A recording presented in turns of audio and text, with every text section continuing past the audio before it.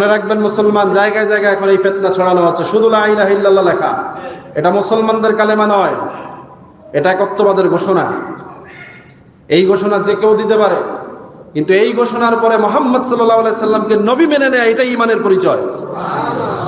এখানেই কাফেরদের সাথে মুসলমানদের পার্থক্য। মক্কার জমিনে সকল কাফেররা বিশ্বাস করত লা ইলাহা ইল্লাল্লাহ। তারা এটা বিশ্বাস করত এই কাবার মালিক এক আল্লাহ। তারা বিশ্বাস করতো যে এই কাবার মালিক ছাড়া কেউ কোনো ক্ষমতার মালিক না, এটা তারা জানতো।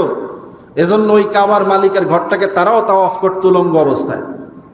তাওয়াফ তো করতো, আপনি আমি কাপড় পরে করি, ওরা উলঙ্গ করতো, কিন্তু করতো কোনটাকে? যেই বাইতুল্লাহকে আপনি তাওয়াফ করে ইমানদার বলেন, সেই বাইতুল্লাহকে তারা তাওয়াফ করেছে, কিন্তু তারা ইমানদার হতে পারে নাই। কারণ কি? তারা লা ইলাহা ইল্লাল্লাহ পরে মুহাম্মদুর রাসূলুল্লাহ বিশ্বাস করতো না। যখন রাসূলুল্লাহর জবান থেকে উচ্চারিত হয়েছে লা ইলাহা ইল্লাল্লাহ, তখন তারা পাথর মেরে দিয়েছে। কেন? তারা জানতো এটা বলতেছে কে? মুহাম্মদুর রাসূলুল্লাহ।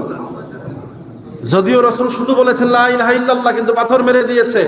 কিন্তু তারা বুঝতো যে মুহাম্মাদের মুখ থেকে লা ইলাহা ইল্লাল্লাহ বলার মানে অর্থ হলো এর পরের ঘোষণা মুহাম্মদ রাসূলুল্লাহ, মুহাম্মদ যে নবী, এই কথা আমাকে মানতে হবে। এই বুঝ তাদের ছিল বিধায় তারা মুহাম্মদকে আঘাত করেছে। সুতরাং আমার ধর্মের মুসলমান ভাইয়েরা, শুধু কালেমা পড়ার পরে আমি মেনে নিতে পারি না যে সে মুসলমান। তাকে পরিপূর্ণ প্রকাশ করতে হবে লা ইলাহা ইল্লাল্লাহু মুহাম্মাদুর রাসূলুল্লাহ, তাইলে বিশ্বাস করব সে মুসলমান, নাইলে সে মুনাফিক। কথা বুঝতে পেরেছেন? ইসলামকে বিতর্কিত করার জন্য কাফেররা যত সূত্র ছিল, সব সূত্রকে আবিষ্কার করে মুসলমানদের ভিতরে ঢুকাই দিয়েছে, যাতে মুসলমানরা ভুল করে বেঈমান হয়ে যায়। আজকে আমাদের সমাজে এরকম একজন মানুষ আছে, মসজিদের মধ্যে লিখে রাখে লা ইলাহা ইল্লাল্লাহ মুহাম্মাদুর রাসূলুল্লাহ নাই, মসজিদে লিখে রাখে শুধু আল্লাহ, মুহাম্মদ নাই। এই যে অখণ্ডিত অংশ বিশ্বাস করতেছে যারা, এরা ইমানদার না, এরা মুসলমান না, এরা আল্লাহর কোরআনকে বিশ্বাস করে না। যেই কোরআন বলতেছে মুহাম্মাদুর রাসূলুল্লাহ ওয়াল্লাযীনা মাআহুম আশিদ্দা, আল্লাহ বলতেছেন কোরআনের মধ্যে যে মুহাম্মদ রাসূলুল্লাহ। আমরা নামাজের মধ্যে তেলাওয়াত করে শোনাচ্ছি, এই মুহাম্মদ সেই মুহাম্মদ যে কাফেরদের প্রতি নরম ছিল, রুহামাউ বাইনাহুম, তাদের প্রতি দয়ালু ছিল, জুলুম করে নাই, কাফেরদেরকে হত্যা করে নাই, সবাইকে সহ্য করেছে। এর অর্থই না যে তিনি নবী ছিলেন না। আজকের সমাজে মানুষ কি মনে করে? আপনি যত দয়া করবেন ভাববে যে এদের কোনো ক্ষমতা নাই, এতে কিছু না, ঠিক না? মুহাম্মদুর রাসূলুল্লাহ ছিলেন না, আল্লাহ বলছেন যে মুহাম্মদ সবার উপরে দয়া করেছে, রহমত হিসেবে এসেছে। এর মানে এই নয় যে সে আমার নবী না, এর মানে এই সে চূড়ান্ত ক্ষমতার মালিক হয়েও আমি আল্লাহর রবুবিয়তকে স্বীকৃতি দিয়ে আমার রহমানিয়ত থেকে রহম নিয়ে সে মানুষের উপরে ইহসান করেছে বলে সুবহানাল্লাহ। সেই নবীর উম্মত হয়ে আমরা যখন মানুষকে দয়া দেখাই, সহনশীল আচরণ করি, কথাবার্তা যখন নরম করে বলি, তখন লোকেরা আমাদেরকে আন্ডার এস্টিমেট করে, আমাদেরকে ভুল বুঝে, মানুষকে বোঝায় আরে এতে গো সালান নাই, কি নাই, এতে গো সালান নাই। আর কিছু মানুষ আছে সারাক্ষণ জোর গলায় কথা বলতেছে, জজবার হলে কথা বলতেছে, কিন্তু একটু পরে শিয়া, রাফিজি, খারেজি, মুনাফিক, বেঈমান ইহুদিদের সাথে বসে নাস্তা করতেছে। জনগণের সামনে এসে জজবা দেখাচ্ছে, পিছন দিয়ে দেখি যে আবার মানুষের সাথে মুনাফিকি করতেছে। আছে না নাই? আমরা আজকে তাদেরকে বড় আলেম মেনে নিয়ে আমরা বিভ্রান্ত, সঠিক নেতৃত্ব পাচ্ছি না। আমরা গোটা বাংলাদেশ বহুদা বিভক্ত, ধর্মের নামে বহু ধরনের মতবাদ প্রচলিত। 4টা মাযহাবকে সমন্বয় করে যে মুসলমানরা জিন্দেগি করে, আজকে সেখানে শত শত মাযহাব ঢুকাই দেওয়া হচ্ছে। সবাই নিজেরটাকে আজকে মানহাজ বানাতে চাচ্ছে।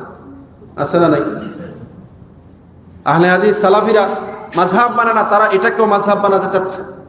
খারিজিরা মাযহাব মানে না, তারা তাদের মতটাকে মাযহাব বানাতে চাচ্ছে। রাফেজিরা মাযহাব মানে না, তারা নিজেদেরকেই মাযহাব মনে করতেছে। ইহুদিরা তো ইসলামী মানে না, তারাও মানুষদেরকে বোঝায় সব ধর্মই তো ধর্ম আল্লাহর পক্ষ থেকে আসছে, মুসা নবীর ধর্ম আল্লাহর পক্ষ থেকে আসছে, খ্রিস্টান ধর্ম আল্লাহর ধর্ম থেকে আসছে, কিতাব নাজিল হয়েছে, তো অসুবিধা কি? আপনারাও একটা ধর্ম পেয়েছেন, অসুবিধা কি? আমরা আমাদেরটা বিশ্বাস করি, আমরাও আল্লাহর ধর্ম মানি, আপনারাও আপনাদেরটা বিশ্বাস করেন, আপনারাও আল্লাহর ধর্ম মানেন। কত সুন্দর কথা না? কিন্তু ঈমান থাকবে?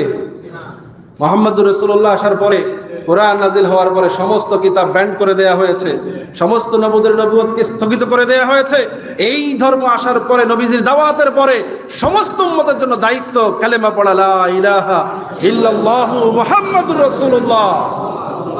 নাইলে সকল নবীদের কালিমাই ছিল লা ইলাহা ইল্লাল্লাহ, আদম ও সফিউল্লাহ, লা ইলাহা ইল্লাল্লাহ মুসা কালিমুল্লাহ, লা ইলাহা ইল্লাল্লাহ ঈসা রূহুল্লাহ, লা ইলাহা ইল্লাল্লাহ ইব্রাহিম খলিলুল্লাহ।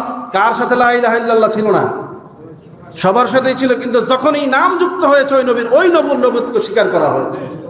সুতরাং মুহাম্মদুর রাসূলুল্লাহকে যখন স্বীকার করা হয়েছে, এই লা ইলাহা ইল্লাল্লাহ হচ্ছে শেষ নবীর দাওয়াত, এই ইসলাম হচ্ছে শেষ নবীর ইসলাম, এটাই হচ্ছে ইন্নাদ-দীনা ইনদাল্লাহিল ইসলাম। বলি সুবহানাল্লাহ।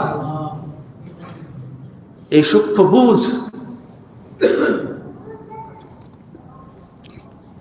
আজকে যুবকদের থেকে কেড়ে নেওয়া হচ্ছে, এই ছোট্ট বুঝটাকে কেড়ে নেওয়া হচ্ছে। সবাইকে বোঝানো হচ্ছে লা ইলাহা ইল্লাল্লাহ, আল্লাহকে রব মানলে আর কোনো কিছু ভেদাভেদ নাই। কোরআন থেকে দলিল দেওয়া হচ্ছে, ইন্নাল্লাযীনা ক্বালু রাব্বুনাল্লাহ সুম্মা ইসতাকামু ফালা খাউফুন আলাইহিম ওয়া লাহুম ইয়াহজানুন। আল্লাহই বলছেন যে আমাকে রব মানলো, তার কোনো ভয়ও নাই, দুশ্চিন্তাও নাই। সুবহানাল্লাহ।